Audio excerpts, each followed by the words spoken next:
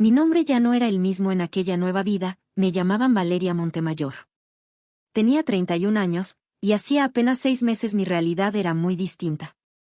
A medianoche, en un edificio del centro de la Ciudad de México, yo limpiaba pisos de baño con las manos cansadas, mientras sostenía mi embarazo de 7 meses. Me repetía una y otra vez que era temporal, que todo esto era solo una etapa difícil, que mi esposo, Diego Santoro, estaba arreglando las cosas. Pero en el fondo, algo en mí ya empezaba a romperse.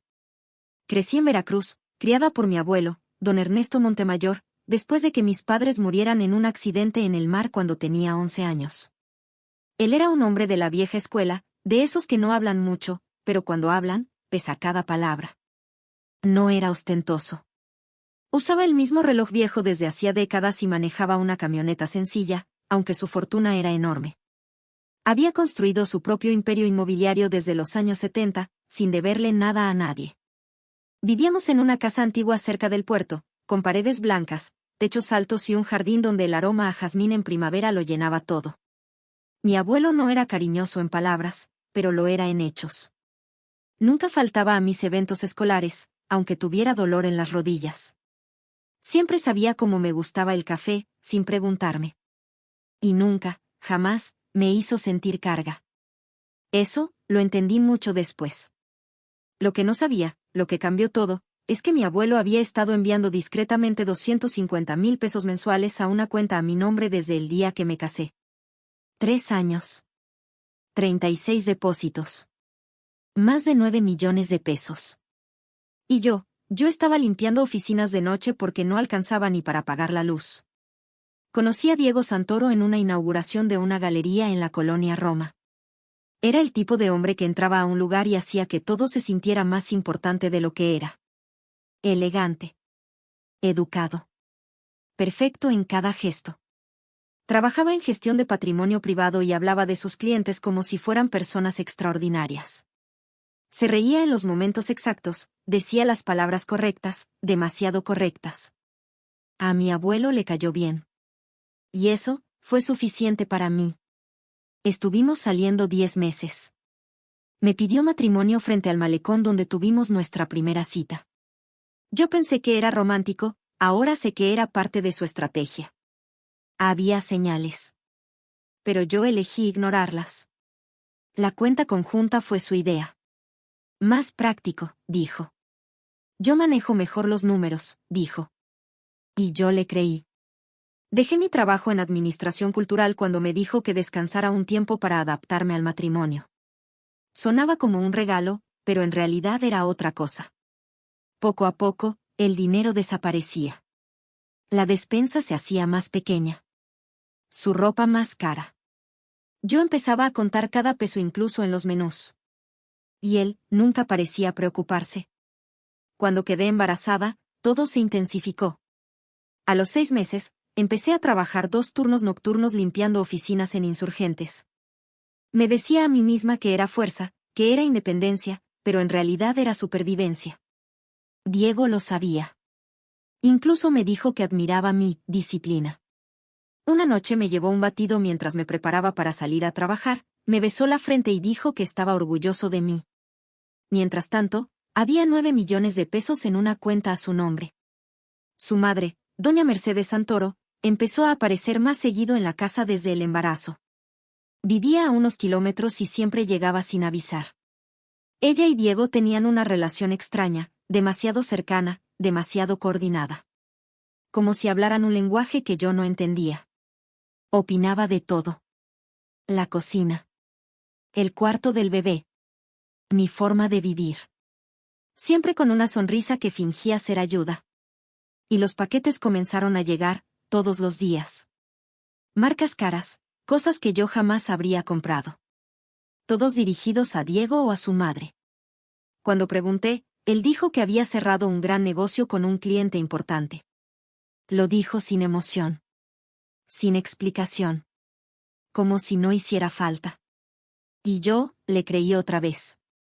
Ese viernes trabajé 14 pisos limpiando oficinas. Y decidí creerle una vez más. Pero ese fin de semana, Diego y su madre se fueron a Guadalajara por 3 días. Y algo dentro de mí empezó a cambiar. Diego Santoro había pasado ese fin de semana en Guadalajara con su madre, Mercedes Santoro, como si nada en el mundo estuviera mal. Fotos seguían llegando a mi teléfono. Una casa rentada en las montañas. Un spa de lujo. Restaurantes con menús de degustación que costaban más que lo que yo gastaba en comida en una semana entera. Yo miraba esas imágenes desde la pantalla del celular mientras estaba sentada en el suelo del apartamento, cansada, con las manos aún adoloridas por el trabajo nocturno. Y aún así, le decía que todo se veía hermoso. Que me alegraba por él. La verdad era otra. Yo había rechazado 2 semanas antes la habitación privada del hospital porque no podíamos permitirnos ese gasto. Así que cuando llegó el día, no había lujo. No había comodidad. Solo dolor, luces frías y miedo. Nuestra hija nació un martes. La llamamos Luna Santoro Montemayor. Pesó 3.5 kilos. Y desde el primer segundo en que abrió los ojos, parecía ya decepcionada del mundo en el que había llegado. Como si entendiera demasiado pronto lo que la rodeaba. Yo, en cambio, apenas podía sostenerme. El segundo día, mi abuelo llegó al hospital. Don Ernesto Montemayor entró sin hacer ruido. Como siempre.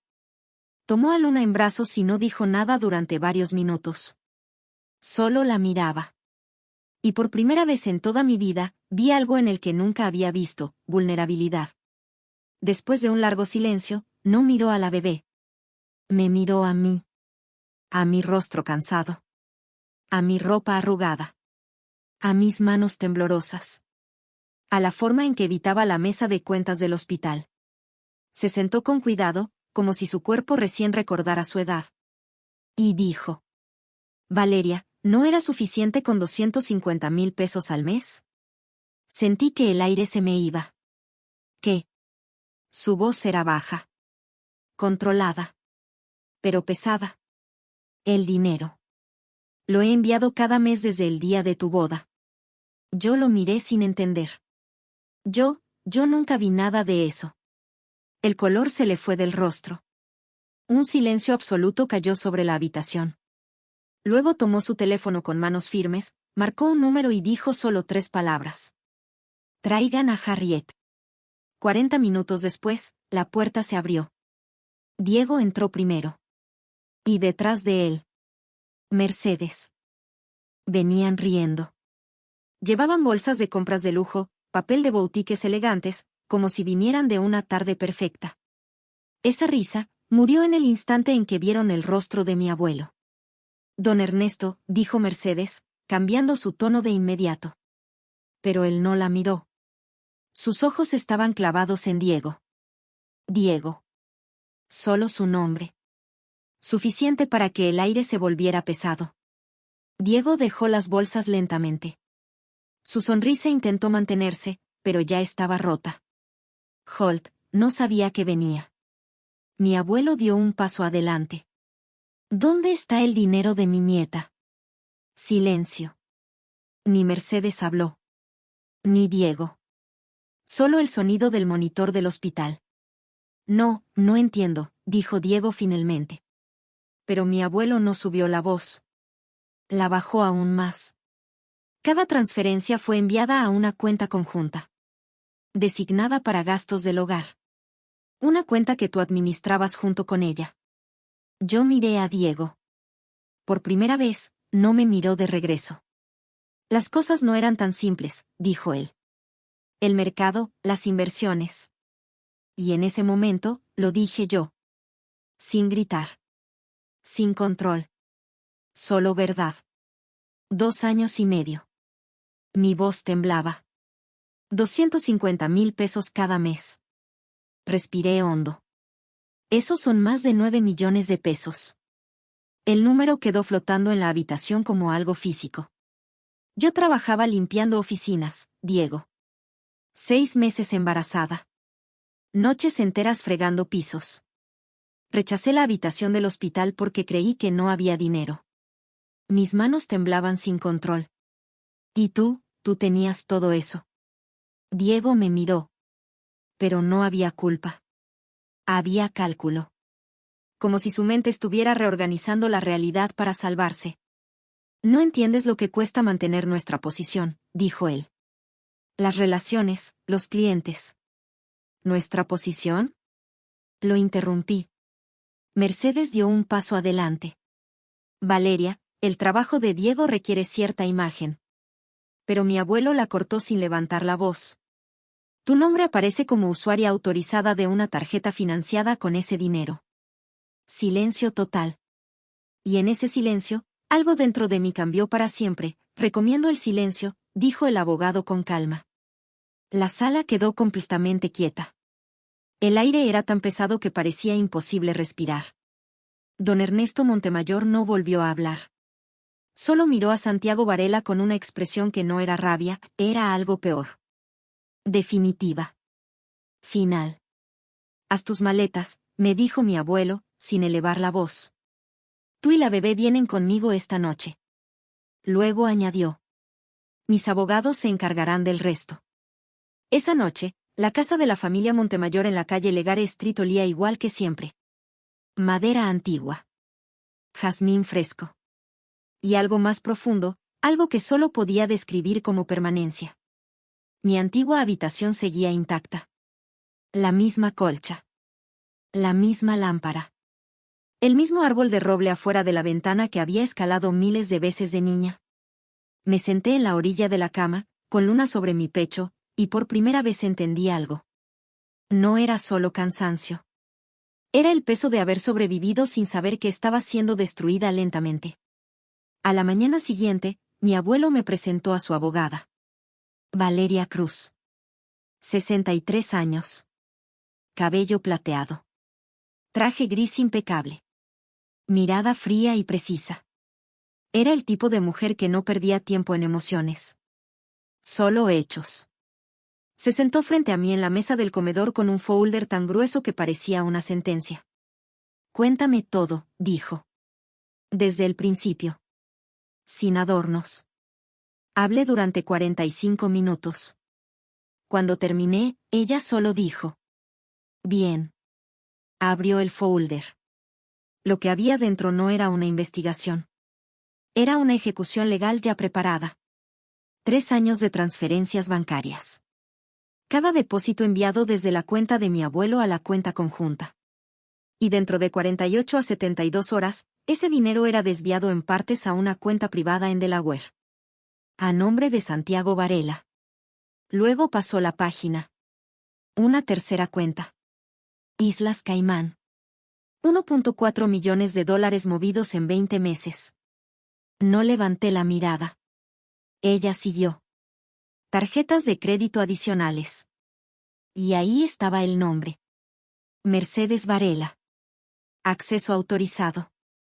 $15,000 en un solo mes. Hoteles de lujo en Nashville. Joyerías en compras.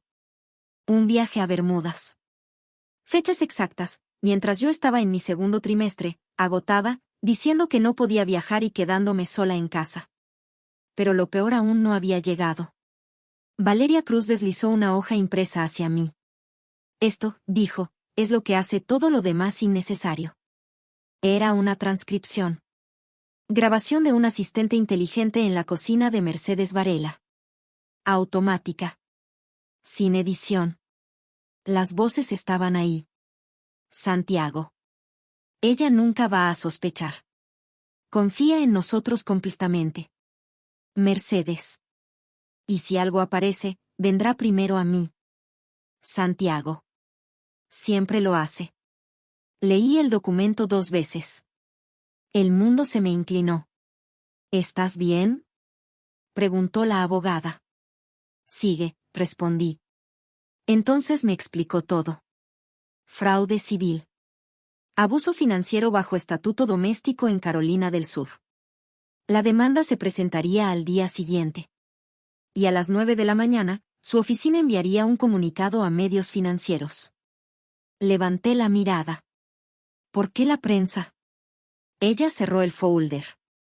Porque Santiago Varela firmó la semana pasada un acuerdo con un fondo de inversión. 11 millones de dólares. Capital en espera de cierre final. Se inclinó ligeramente hacia adelante. Los inversionistas tienen derecho a saber qué tipo de hombre están financiando. La demanda fue presentada a la mañana siguiente. Al mediodía, los teléfonos de Santiago Varela no dejaron de sonar. Y entonces comenzó la caída. Las semanas siguientes se sintieron como un paisaje después de una tormenta. Todo destruido, pero silenciosamente estable. Yo me estaba recuperando del parto, y del colapso de mi matrimonio al mismo tiempo. Una fatiga que no tiene nombre. Santiago intentó contactarme en etapas. Primero, disculpas. Luego, explicaciones. Después, acusaciones. Necesitas escuchar mi versión. Te están manipulando. Te vas a arrepentir de aislarte. Leí cada mensaje como si fueran noticias de una vida que ya no me pertenecía. Hasta que cometió el error. El que cambió la temperatura de todo. Asistió a una cena profesional. Un evento elegante donde el 15% era caridad, y el 85% era poder disfrazado de networking. Y esa noche, todo comenzó a derrumbarse de verdad. Diego Varela se puso de pie frente a un salón de aproximadamente 180 personas. Traje impecable. Sonrisa ensayada. Voz controlada. Y entonces, comenzó a destruir la realidad con palabras cuidadosamente elegidas. Dijo que su esposa había sufrido una crisis posparto. Dijo que su abuelo era un hombre mayor manipulador. Dijo que yo había sacado a su hija sin motivo. Silencio incómodo en la sala. Pero entre esas 180 personas había 3 elementos que él no había calculado. 2 miembros del consejo de una fundación hospitalaria donde mi abuelo había trabajado durante años. Y una mujer de 77 años llamada Eugenia Márquez. Eugenia no era solo una invitada. Era historia viva. Había conocido a mi abuelo durante más de 40 años. Y tenía, como todos sabían, una opinión muy específica sobre los hombres que mienten sobre sus esposas en público. A la mañana siguiente, la abogada Valeria Cruz añadió una nueva acusación a la demanda. Difamación. En menos de 48 horas, el grupo inversor que respaldaba a Santiago Varela llamó. Y se retiró. Todo. 11 millones de dólares. 2 cierres de inversión. Desaparecidos. Antes de que terminara la semana.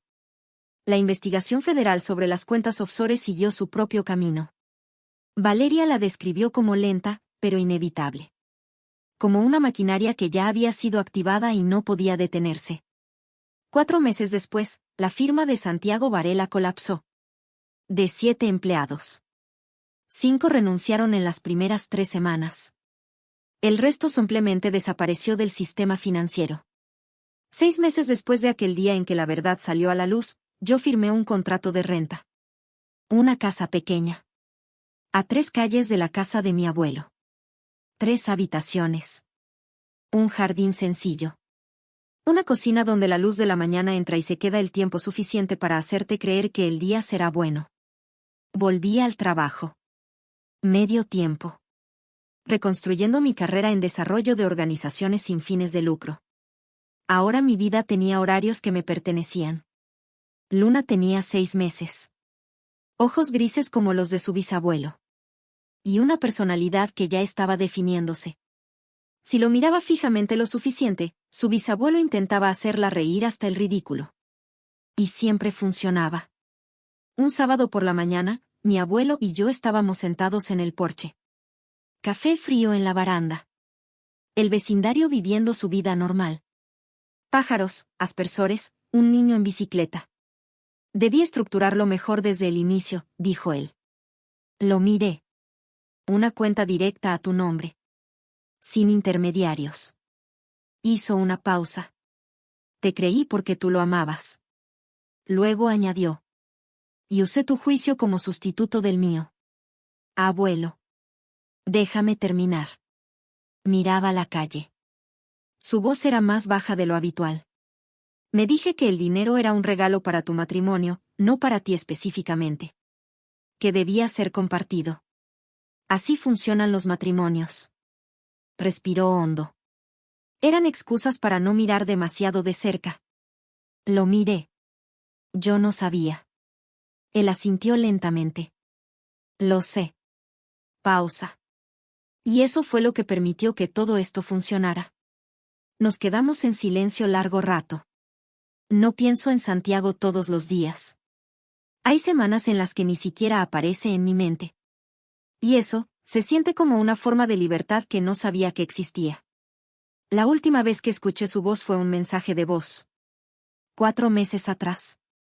Decía que había cometido errores. Que siempre me había amado. Que esperaba que pudiera perdonarlo por el bien de nuestra hija. Era un mensaje perfectamente construido. Demasiado perfecto. Se notaba el esfuerzo detrás de cada palabra. Guardé ese audio. No para mí. Sino para Luna. Para que cuando crezca y pregunte por su padre, pueda escuchar cómo suena un hombre fingiendo arrepentimiento. Y decidir por sí misma cuánto vale eso. La mujer que limpiaba oficinas embarazada de 7 meses y se sentía orgullosa de aguantar, no era ingenua. No era débil. Fue alguien que confió en la persona equivocada. Y esa diferencia lo cambia todo. Me tomó tiempo entenderlo. Pero ahora lo sé. Hay una palabra para lo que sentí cuando todo terminó. No es rabia. No es alivio. Es algo más ligero. Ligereza. La sensación de dejar algo que ni siquiera sabías que estabas cargando. Mi abuelo tenía razón en una sola cosa aquella noche en el hospital. Dijo que enviaba el dinero para que yo estuviera cómoda. Para que nunca tuviera que preocuparme. Pero lo más valioso que me dio no fue el dinero. Fue algo mucho más simple. Levantar ese teléfono. Y actuar.